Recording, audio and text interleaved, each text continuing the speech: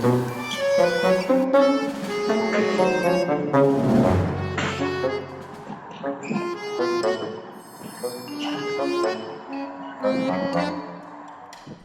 we patiently wait for the big block to arrive, which should be any day now, one of the main things on the agenda has been getting old girl back up and running.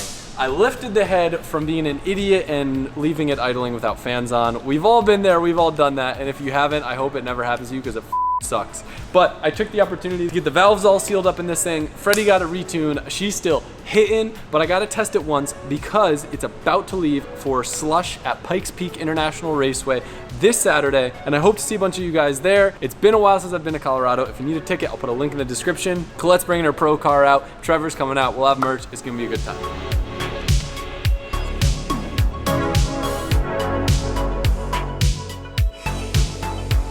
One of the objectives is to get a couple logs since we don't have any real world testing. I'm gonna send them over to Freddie so he can look and make sure everything's good. But right away, I already noticed this car is way peppier than it used to feel before. Look at this.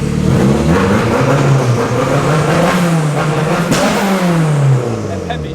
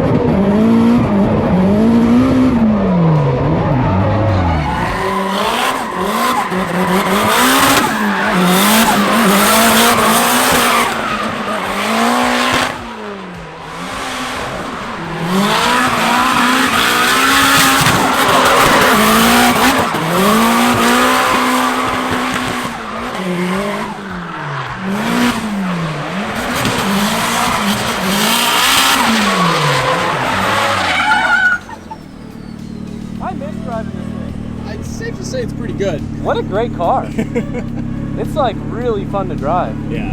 It's really good. So I'm running the Accelera 651. Are these the 100s or the 200s in the back? Damn, on the 200s it feels hooked up. Why is this car so fast? SR, baby. Dude, it's a great car. Oh, it is. Like, I'm sad you don't drive it enough. I'm so used to the Chaser having to think so hard to drive it because it's so easy to spin out. Yeah. Like, I could just drive this blindfolded. I feel like you haven't driven this car in so long you forgot that. Like last time you drove this car, you drove with TJ here in his pro car and you toured him and Hell it was yeah. the coolest ever. That's what's up. Now we got something special planned for this one. Oh yeah. We hitting a special spot.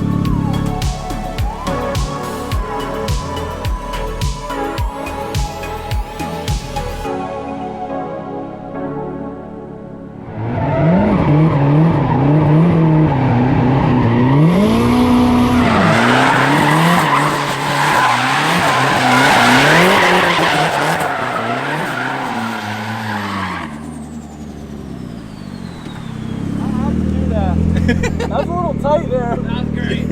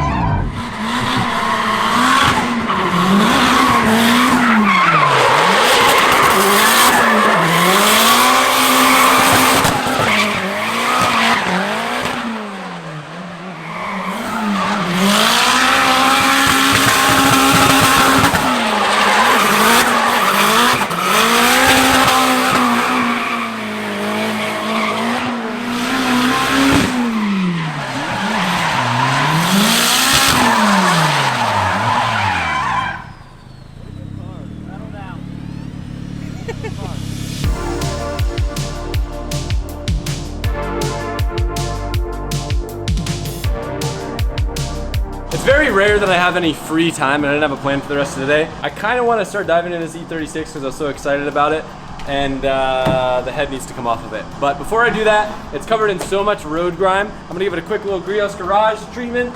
I got my foaming surface prep, which helps lift everything to the surface before I give it a traditional wash. Should make my work a little bit easier since this thing's got a lot of grime on it.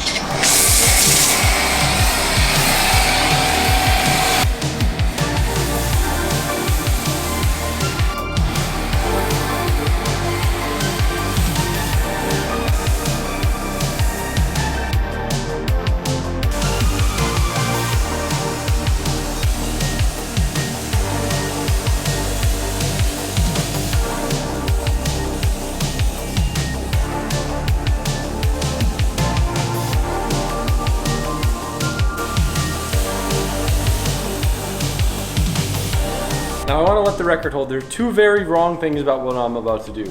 One, I have not covered any sort of electronics or air filters or nothing. Two, I should have cleaned the engine bay before I washed the outside of the car. But one, I don't give a f. And two, I'm about to be disassembling everything in here, so I'd rather it be clean and it'll have plenty of time to dry out before I drive the car. I'm using kind of like a mixture of a concoction of surface prep and engine bay cleaner. I don't know how it's going to work, but all the Griot stuff usually works pretty good. So if I combine two of it, maybe it will be twice as good. Here we go. Please don't hit me.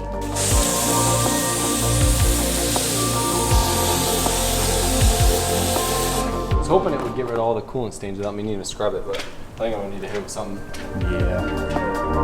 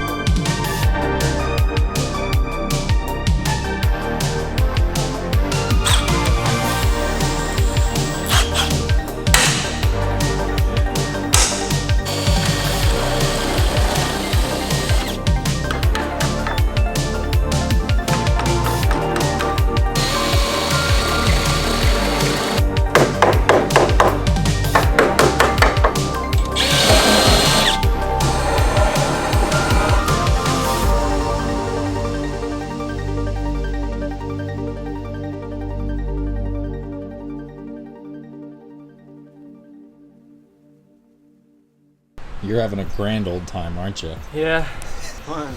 So what, are we clearing out more space for certain something? Certain something. Certain big V8? Yeah. Yeah. Don't need this much room for a Jay-Z. Yeah. I think there's spot welds there, so.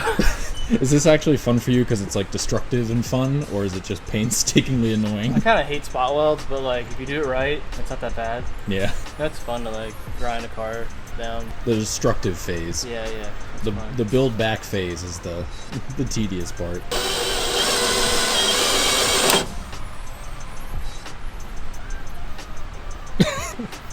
Bullshit.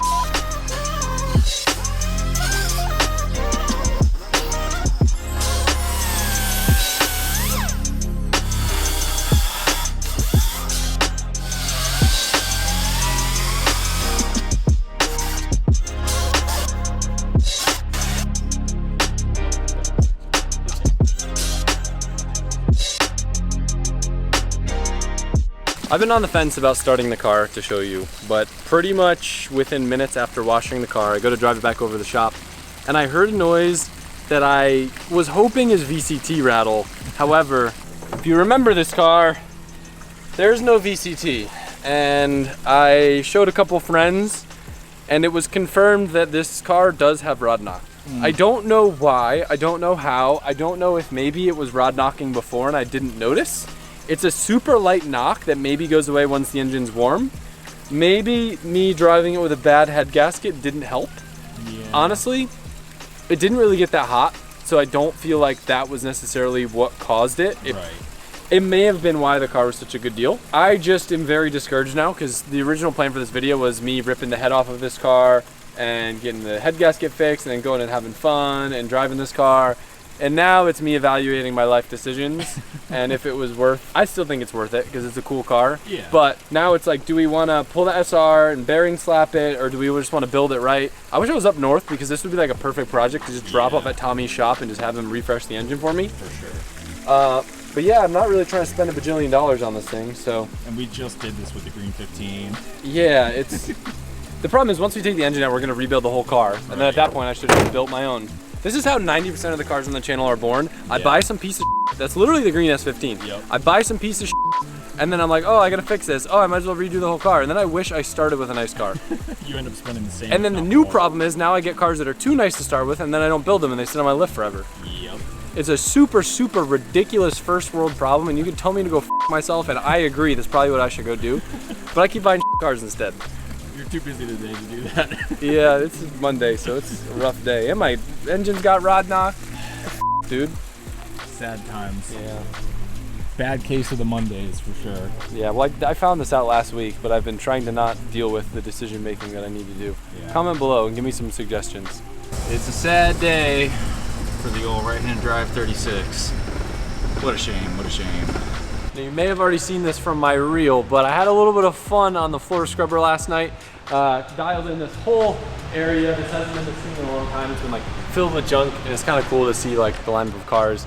Couple reasons why we're doing that. FD's next week, and there's like usually a lot of pro drivers and visitors in town. But tomorrow we have a very special visitor coming inside of the shop, codename BBC. A lot bigger than we're used to. So trying to make some shop space, open up some room, get things clean, nice and tidy, because it's gonna be a big day. Casual flex, I got pockets big enough to hold goodies inside now, and I got my name on it. That's a first, our first ever LZMFG pants. Not available yet, but maybe by the weekend. I won't bore you with them now, but they're super sick. We've developed these for what feels like 17 years, and they're on my body and they're comfortable, but I need to test them. So what better way to do that than deleting a rear windshield wiper?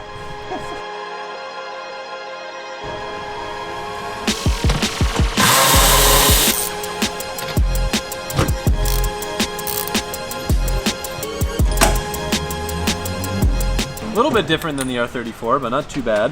Save a couple pounds off the rear end there. Yeah. Yeah. Got a little bit of like hazy residue around those holes. So I'm gonna use a little bit of Griot's fast correcting cream. I don't know if this is gonna work. They make special polishes for windows, but I'm just pretty lazy and I'm curious to see if this is gonna work. So I'm trying not to make a mess and see if I clean it up. This is making me want to polish my glass in all my cars. God, that looks so good. It's so much better. A little bit more. I'll see if I can just get it by hand. Just want to polish all the glass now.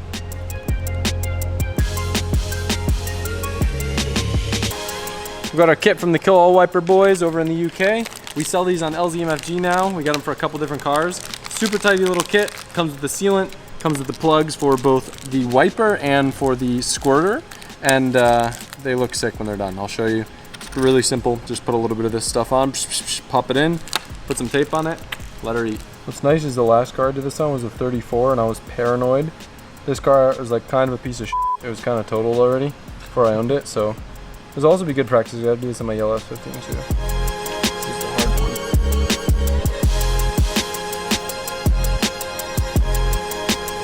Love how flush they are. I know.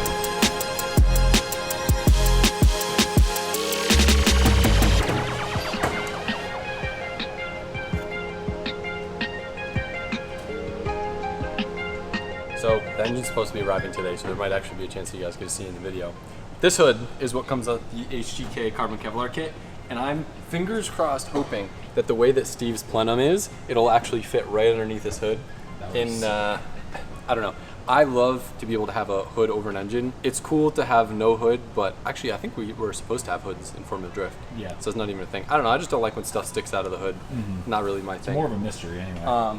This stuff's obviously super cool. I've talked about HGK stuff all the time, and we actually just had a container hit, not like hit, like landed. Good. And if you have brought anything over from Europe, you guys know that it is a massive pain in the ass right now with everything going on with tariffs and all the new documents and stuff that's required. So that's a great moment for me to tell you that we have it in stock here on Drift HQ. So check out the site, because we just got a ton of HGK parts in for all different cars, You don't need to deal with getting it over from Europe because it's in stock and we dealt with all the bullshit, so you don't have to. All right, I'm officially, do I have just pasta sauce in my mouth? You're good. Okay, yeah. So I'm officially 24 hours into trying out the new shop pants that we came out with. I know I didn't really talk about them that much before. And fun fact, I didn't even realize one of the coolest features of the pants. Check it out. I don't know, it's a little sus, but you probably saw from my story. It has the same face that Jimmy drew for me on the horn buttons that we made that were based off my very first horn button in my first car. So kind of a cool feature. Got the pockets, got all the things. I've been getting some good use out of them. The fit's good. I got a little hip back here too, check that out. They're super cool. We like designed them from the ground up. I think they'll be available Friday, so just keep an eye on socials. We got to make sure we like inventory them and do all that stuff. But this is the exciting thing that you actually care about because you don't give a about my pants. The box arrived, so we're gonna open it up. There's a couple new things to show you with it, and then the hope is to be able to see if it fits in the car. You know what's funny? What? Watch the bolts to open up this box be not metric. That would be the most American thing to do. All right, it's not a 15. All right, Okay. Come on, Steve. Really, if you're a true domestic guy, using a metric bolt on your crate, some dude is a good old American boy is gonna order one of your engines and he's gonna be upset that you're supporting the Europeans, their god metric system. Is that offensive? Could that be taken? I feel like that's not offensive. I don't think so. I push the limit sometimes, but we usually don't include that stuff in the video. Blowing me up. Vibrate is a thing. Do not disturb. Perpetual. That's a big bolt. That looks American. Yeah. As a lag bolt. The Europeans, the Americans. Make sure to upload this video late so they're all sleeping so they don't get triggered and my video up. That's the gun you dropped yesterday, so the battery's kind of broken. Thanks for telling me now after watching me struggle. Yeah, you're welcome. I broke the I did. Yeah. That's crazy. Yeah, it's snapped Look at off. it wiggling around and Wiggle dangling. Yeah. R.I.P.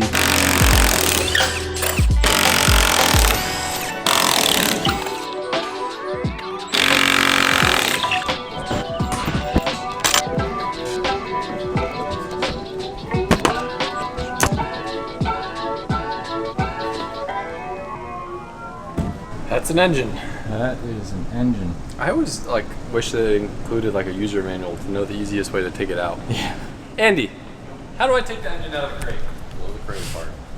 Okay, that's what I was gonna do. I didn't know if I should come over with like an engine hoist and pick it up. Good. I mean, I'm halfway there. This one's. Oh yeah, it's because I undid the bolts. Nah. I knew what I was doing. There we go. Yeah. Some good wood in this box. We could use this for ramps. We could use this for low cars. You're trying too hard to get content, Mike. No, I'm not. Here you are. No, I'm not. Here you are. No. Mike's got a quota to hit by the end of the day. 20 minutes, sir. You know what'd be really funny? Imagine having everyone here wear the new pants. We all have matching pants. As if most of us don't wear black pants every day. It's just really funny. It was the same model that we're all wearing. Yeah. Those are my intrusive thoughts for today. I want to know what's in the box. Goodies? I was hoping he sent like t-shirts or something, but it feels too heavy for Candy? t-shirts. So this is our motor plate. So this is how it's going to mount into the chassis. Instead of using engine mounts to get like maximum for headers and to tie it into the chassis, this goes on the front of the motor, and then you build like stands off this that will actually integrate it in the frame rails. Interesting. Yeah, some people do it in drifting, not all people, but what's cool about it is if you do that, then you can remove the subframe without having to remove the engine or having to hold the engine up on the crane because the engine's like mounted to the chassis directly. The 15 has one of those, right? Like a HGK one? Yeah, you can film that car and like use it as an example in the video. Oh, okay. While I said that, Yeah. it's overlaid. Yeah. Thank you. I feel like we always need a spacer like this. They use them to hold the engine down in the crate. That's pretty nice. That is nice. They probably whip this up on their lathe over there. Mm-hmm. That's one of Owen's favorite things to do. Yeah, well, if you have a lathe, you need to use it. Yeah. Steve jipped me out on this side. He gave me these little ones with nuts instead. I got all excited. Well, this might be useful though. Yeah, it looks like they cut it. Cut 2 into 1. Ingenuity. Use this on some wheels. I'm writing a real subpar review over it. I was excited to get all my little spacers. I'm on to you. Caught him red-handed. Got that. Two halves to make a hole. He's never gonna work with me again after this. But we get to keep the engine stand. That's kind of cool. Yeah, it honestly looks like you can bolt casters to it. Yeah. There we go. This is where I find out what was included. And what was not. Well, not like that. I only saw it on the engine dyno, so I don't know what I'm getting with it, you know? True. It should be like a full, ready to run setup. Toughness in the head. Nah, we're good. Led Zeppelin. Hell yeah. This is what I was stoked for. Check this out. Drift spec number 1. Believe it or not, we already have our first customer that is already inquiring, looking to purchase multiple of these now that it is a thing. However, we are wanting to develop this and make sure that it's perfect before we start selling them. But that is the ultimate goal, is to be able to have like a ready to run package that someone could order, drop in their car, and then go win a Formula Drift event. So this is the start. There she is. That is a good looking unit. It is really pretty. I love how like beautiful his intake looks. Yeah. It's just a really nice, like, all together package. What do you think? It's our very first V8. What? It's our very first V8. It's pretty crazy first V8. I know. Oh my gosh. The big unit. That's huge, bro. I don't get used to hearing that now. Too pretty. That's crazy. Andy, I need your hot take on this. You've seen a lot of V8s. How'd we do? It's pretty big. Is it a good starter V8? she thick. She big. And she gonna be quick too. This takes me back to the drag racing days. Yeah, that's what we're doing. Sideways drag racing. Yeah, that's true. Why I don't have to build a header for this one. Not that I haven't already done this, but it doesn't hurt to make sure, you know? I think we're gonna wrap things up here. The next goal is gonna be to get the engine mounted in the F-22. So now is gonna be the time where we start to really see things come together. I'm stoked. It's gonna be very different from anything we've ever done before. And I'm super, super happy to see that you guys are as pumped as we are. When you said